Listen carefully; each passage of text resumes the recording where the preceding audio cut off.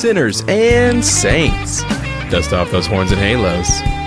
It's time for Alan After Dark. Sinners, saints, bitches, whores, sluts, skanks, pole smokers, butt lickers, trash, trollops, mango eaters. I'm running out of words to describe everybody with. Anyway, hello, how we doing? I hope you're feeling sexy and horny if you want to, and special and all that shit, you know. And happy Pride. Happy Pride to the world.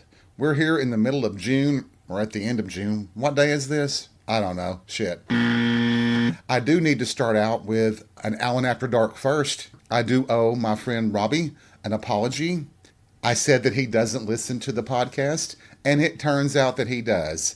And he read me the right way for it, too. So, my humble apologies, Robbie. I hope you're listening tonight, and you might get a kick out of it, or you might kick me in the shins after a while. I don't know. We'll see. Holla.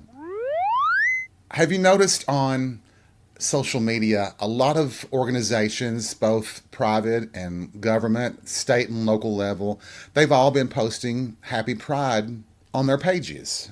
And I've noticed how many people have the audacity to mock those posts and to condemn them for acknowledging that gay people, queer people exist. And I started thinking about that. You know, one of the things that I find really unusual in this country, in the United States, is how the right wing have really focused on demonizing the transgender community right now. They've always tried to demonize the gay community as a whole. But right now they're focused on the trans community because they think they've struck the right chord with the American people, and they think that this issue is a winner for them, even though it's all made up. What gets me is that you see all these people going on these social media platforms to attack any organization that acknowledges pride. I wondered, it's like, well, do they do that with a white nationalist page, a Nazi page? Do they go on there and mock those people and make fun of them, tell them how wrong they are? My thinking is they don't. And the main reason would be that they're afraid of them. Isn't it ironic that they try to portray the queer community, the trans community right now in particular, as dangerous? But if we were really dangerous, as they want to describe us, they would be afraid to mock and threaten us and make these accusations and condemn us for religious reasons. I find it hilarious how they don't pick up their own hypocrisy and their own lies. It's so funny when they'll start really bashing, let's say, a city council in Nashville, Tennessee. They'll condemn them for flying a gay pride flag during Pride Month. But these people are running around wearing a MAGA shirt, MAGA hat, flying Confederate flags. If they're really so upset over one group celebrating their existence, do they even see what they're doing? We have to tolerate you all flying these goddamn disgusting fascistic flags and wearing the damn clothes and shit. And you think that you have some sort of moral authority to condemn a city, a company from flying a pride flag? Seriously? You don't see that hypocrisy? You don't see that stupidity? Well, of course you don't. You really don't, because you don't want to see beyond your stupidity.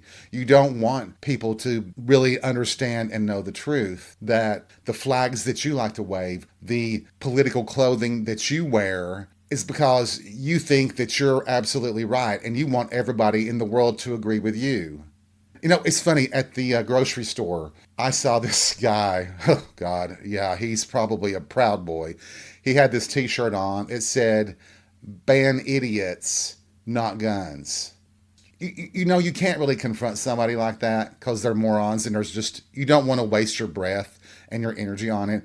But when I saw it, I basically had to muffle a laugh, because that's exactly what we're trying to do.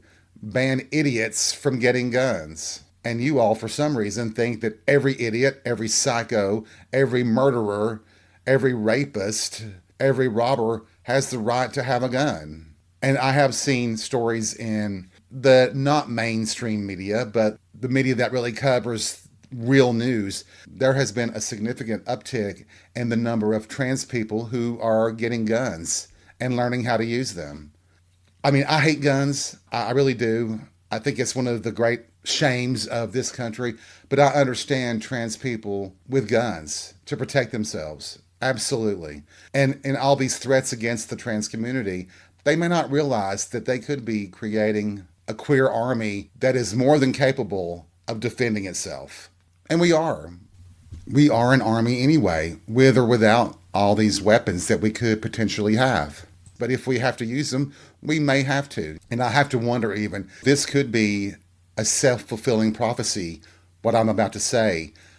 If this episode does air, it means that the military parade that happened in Washington, D.C. did not lead to a military takeover of our capital, and we're not at war.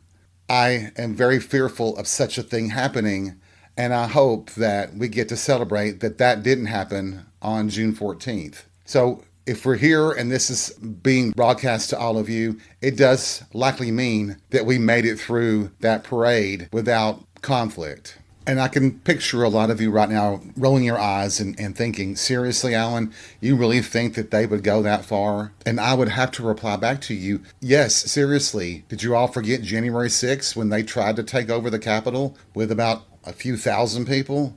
Seriously? And they thought they were right to smash those windows and threaten congressmen and senators? I mean, for fuck's sake. Yeah, if you have enough of the most extreme right-wingers in the right positions, yeah, they would try to do it. Now, they would also suffer as well. It would destroy the country, the economy. We would all wind up suffering and going hungry. There would be splits in the country all over the place.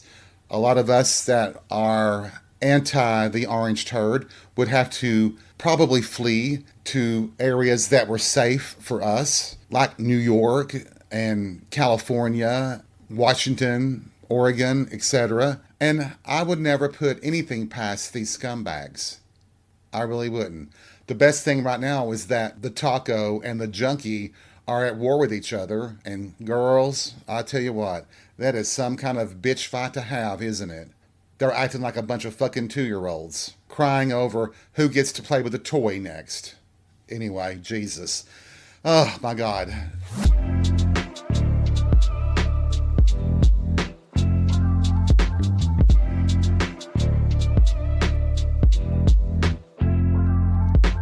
So it is Bear Night, and it's going to be Pride Night with Bear Night for us. And I've got to get ready here in a little while to go celebrate with the bears and hopefully get to see some ass and maybe suck some dick and all that. And I'm very excited about that. I want to do as much of that as I can while we still have at least that right available to us in this country. If we fall under Nazi control, we'll be in fucking concentration camps. Oh God, I don't want this to be one of these really dreadful dystopian type episodes, but Jesus Christ, all the shit that's happening.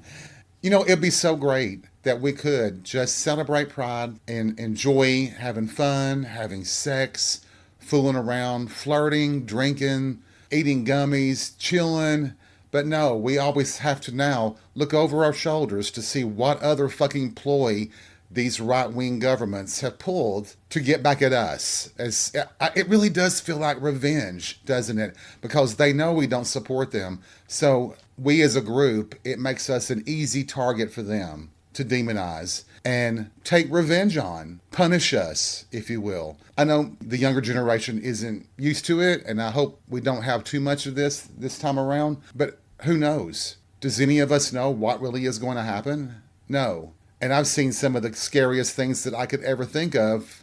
I never imagined that this country would go so far backwards as it has. Not on just on gay rights, but on the environment, on women's rights, on immigrant rights. I swear to God, it just seems like, how the fuck is this happening? And it's happening with the blessing of the majority of religions. I don't see them doing hardly anything to try to stop this shit from happening. And I've already talked about that, so yada, yada, yada, whamma-lamma ding-dong, booyah, fucky, fucky, fucky. I'm drinking a little bit, but you all don't mind, right? I hope not. Let me tell you, though, this morning, going to the grocery store, there was a couple male and female, who came storming into the grocery store like commandos. And all I have to say is, damn, I've never seen anybody shop the way they were shopping. I was like, Jesus Christ, they are on a mission to get in and out of this damn store as fast as they can, and they're going to knock your ass down if you get in their way.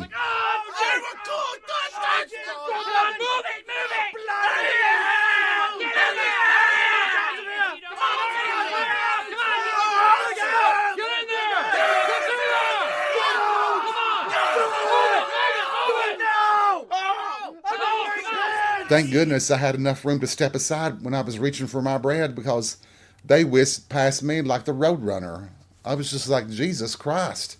Next time, bring a tank. What in the hell is this, bitch? But I am a little disappointed. The Mohawk man wasn't working, but the bread guy was, and he was reaching up to put bread on the top shelf, and so I got to see little peeks of his stomach, and oh, that was nice. Oh, I didn't tell you. I haven't talked about the Mohawk man in a few weeks, have I? Well, last week, I think I told you before, he gets off work early and he will sometimes do his shopping before he goes home. Somehow, and it was really, truly accidental, I wound up on the same aisle as he was shopping. And I have to say, and I have to be honest here, I got a full helping of that ass, and he is beautiful.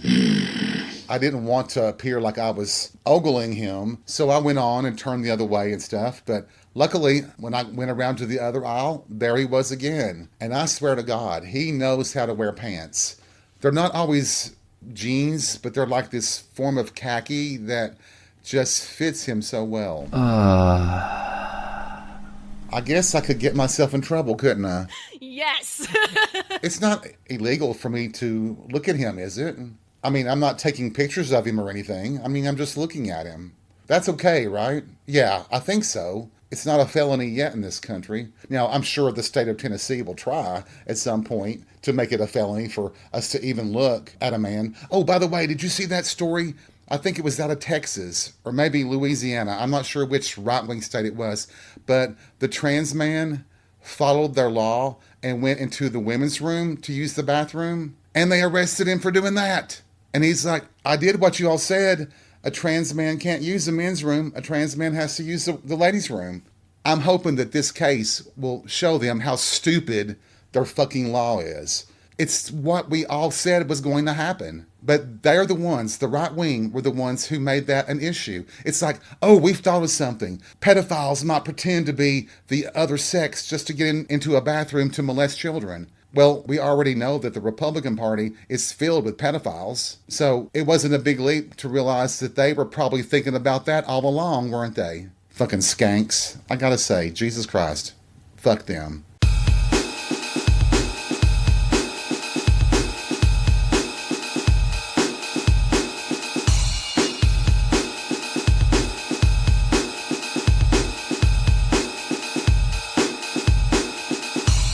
What are you doing for Pride? Are you celebrating like we are? We will be having a fantastic celebration on the south side of town. It is not our official Pride, but I still believe that Pride should be celebrated in June. I know it's hot, but still, June is Pride Month. And I am disappointed that our quote-unquote official Pride is not until October. It's just not the same. It's not the same. The energy and the passion are in June. They were expecting upwards of 3 million people at World Pride in D.C. That's a fantastic number. And for me, well, I do think celebrating Pride is making out with guys, sucking some dick, and being defiant in the face of the repression that's being imposed upon us. That's free speech. I mean, whether you like it or not. Me saying that I like to suck dick, I have a right to say that. I have a right to express myself.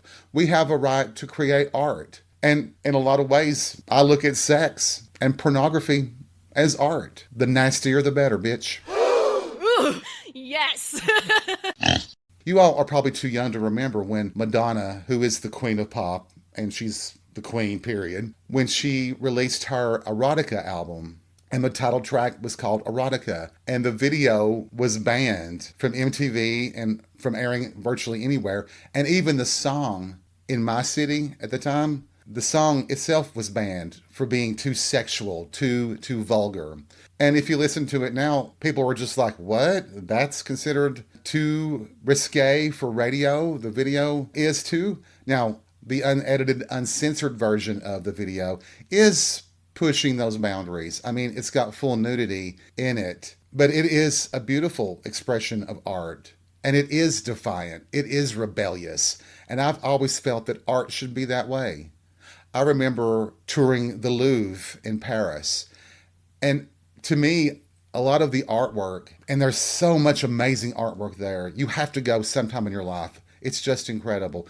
But there's so much artwork there that is rebellious. It's political. In ways, it's propaganda. Now, not all propaganda is false, in my opinion. Now, I think the word itself is considered, you're releasing information that is false.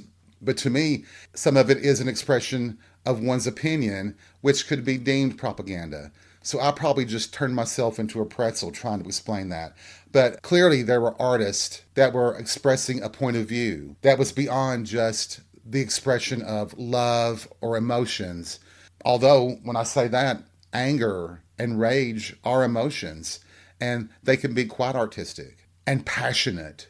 And I think that's why pride now, once again, is an act of rebellion. Out of that effort to suppress us and repress us, it will spark an explosion of art and music and style and fashion that is a middle finger to our overlords. It defines what art is, does it not? God, it is hot up in here. I am sweating like a Baptist in church. It is hotter than the devil's asshole up in here. What the hell? Oh God, I'm going to have to, let me take off, Jesus, let me take off some clothes here. Jesus Christ, oh God. Oh, okay, that's a little bit better. I guess I could turn down my air conditioning, right? I could turn down the thermostat and, but that costs money, you know, and I'm a cheap whore, so. And sweating's good for you. I haven't walked my steps today, so a little sweat won't hurt me. I'll be taking a shower a little while, unless people want me to smell kind of funky for bear night. There's only a couple of guys that I know that can actually get away with that funky smell. And I know some of you sickos are all up in that. You that's your kink and all that. And that's great. That's great. I myself am not one of them. I don't want some crusty guy all up in me. I want you to be at least a little bit fresh. Now, I don't care, you know, you get to the club and you're showered. I know you're going to get sweaty or skanky or something, and I can accept that. You know, it's so funny, too, when you sleep with a guy, I mean, well, a boyfriend or your husband or whatever, you get used to sleeping together, and I guess you do get used to each other's body funk, right? That sleep stank. Oh, God, where's my shot? I need a drink. Hold on a minute. Hold on. Was that loud? I'm so sorry. I almost hit the microphone. Okay. Oh, God, yeah. Oh, yeah, that's good for daddy. Yeehaw. Okay. Okay, I've got the giggles, too. What the fuck? What time is it? Oh, shit. Okay, well, it's later than I thought it was, but that's okay. Are you having fun? Have I pissed you all off? I figured some of you would just stop listening to the show, because sometimes I'm just so stupid. That's all well and good, too. It's so funny, and I probably wasn't going to bring this up, but I might as well since we're here and I'm drinking and we're chatting it up. I decided to do one of those stupid online tests. I feel like in terms of not necessarily my sexuality, because I'm as gay as a picnic basket, and I keep saying I love to suck dick, so duh. But I did the test to see if possibly I am aromantic. And it does seem like I am. I guess I really didn't need to take a test to really figure that out, because I was just recently asked out on a date with a really cute guy, and I couldn't go the time that he asked me to go. That's a fact. That's not a lie. And I just said, I'm really busy, and I am. We'll go out sometime soon. But I don't want to go out with someone, I don't think, on a romantic level. I don't know that I could fall in love with someone that way now. And it may be just because of my age. And I think of one of my bestest friends, we'll call him Larry, who passed away just a few months ago, how he had told me years before that he was done with dating. He might fool around with somebody, but he was not going to be in a relationship. He was done with all that. And then when he said it to me, I was like really disappointed. I was like almost sad for him, even though I hadn't dated anybody in a long time myself. But I was, just even about a year and a half ago, I was falling for somebody, I thought, and then I would rethink it and then rethink it again. And I've really just come to the conclusion that I'm a romantic. I have no desire for romance, relationship, dating, but I'm okay with having a friend with benefits and doing all the other things. I just can't picture myself having that bond with someone. That sounds like a terrible word to use because I don't want it. Well, it would. I think if I was to be in a marriage, to me, right now, just the thought of that feels like prison to me. Like I would be a prisoner. What's that old saying about the caged bird? Even the caged bird sings. Well, this caged bird wouldn't. It would be hard for me, I think, now in my life to be in that type of relationship. It's because I have been single and independent so long, and we've talked about this before, I know, but I want to say it again, that a person would have to come into my environment and understand these parameters, that if we're together, I should still feel free. I shouldn't feel like I am being held back, restrained. I do miss relationships sometimes. And I think I'll tell you this too. One of, how am I going to put this? We were good friends for many, many years. And I thought we had a connection. And through a series of miscommunications and misunderstandings, innocent ones, not angry ones, just not getting each other's vibe, we wound up not being together, even though we have had sex. Well, our friendship endured, even though we'll call him Grant, he went on to marry someone, and we continued to hang out, go out to dinner, maybe a movie every once in a while. One night we got carried away and we fooled around, and on occasion we would fool around. But he told me in the heat of a moment is that the one thing that I provided him was that I actually was interested in touching him, that I touched him with my hand, with my mouth, and that his own husband wouldn't touch him. And he craved that attention, that affection, that physicality. The sexual elements that I gave him was something that he wasn't getting in his relationship. Just for the record, that blew up in my face. And now he doesn't speak to me at all, but go figure, right? Such is the life of Alan. It's always been the path that I've traveled. Yeah, I get blamed for everything, and they are willing to blame me for it. So, fuck it all. It is his loss, but, water under the bridge, right? Come down the chin. Damn. I could do another shot right now, but no, I need to save that for tonight. I am thinking about doing something, well, I don't know why I said it like that. I am really going to be a little bit more aggressively flirtatious tonight, I believe. I think we're going to shake things up tonight, because what if the world is coming to an end in the next couple of weeks? What the hell? I mean, at least I could say that I died after I had a great orgasm or blew somebody to the point where they were screaming my name. I'd love to have that kind of bitterness that Alanis Morissette had with that song, You Ought to Know. Every time I scratch my nails down someone else's back, I hope you feel it. I don't want you to feel it. I just want you to remember, every time someone scratches their nails down your back, I hope you remember me, bitch.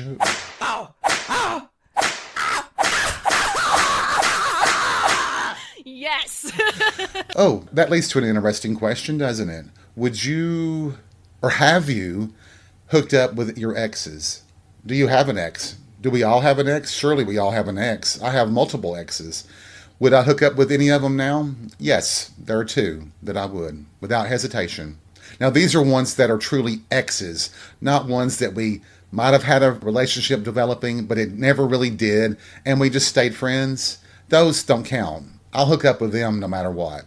These are people that were truly exes. And yes, there are two. And there's one that I wish if he walked in, honey, I don't think he can make it to the bar without me jumping on him like the Flash, and I'd be done with him in 5 seconds, and he'd be like, damn, what happened? That was good, and it was all a blur. Oh, memories.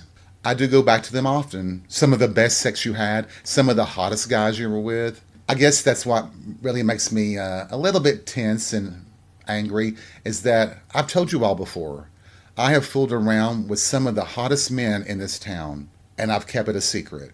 But who knows? A lot of you may have secrets like that.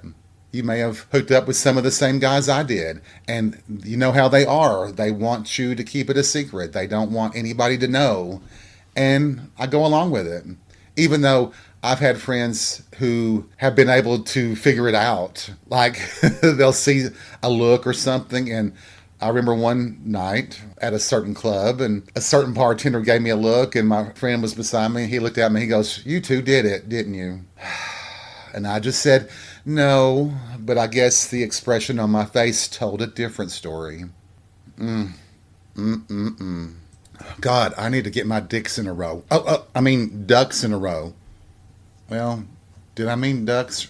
Maybe I really did mean dicks. Jesus, I wish I had a row of dicks here. You ought to be happy, I promise you.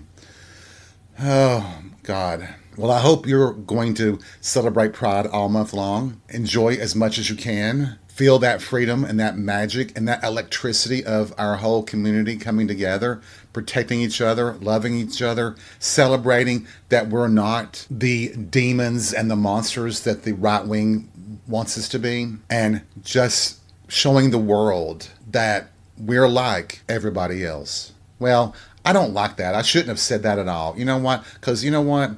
Nobody's like everybody else. We're not average. We're above average. We're the freaks. We're the goths. We're the queers. We're the queens. We're the faggots.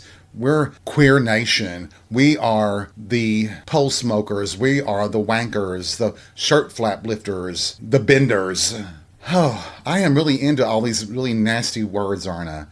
I really do want us to take them back. I swear to God, if I could, I'd have a shirt that said pervert. I don't know that I'd wear one that says faggot, but fag and faggot mean different things in different countries. We won't get into that tonight either.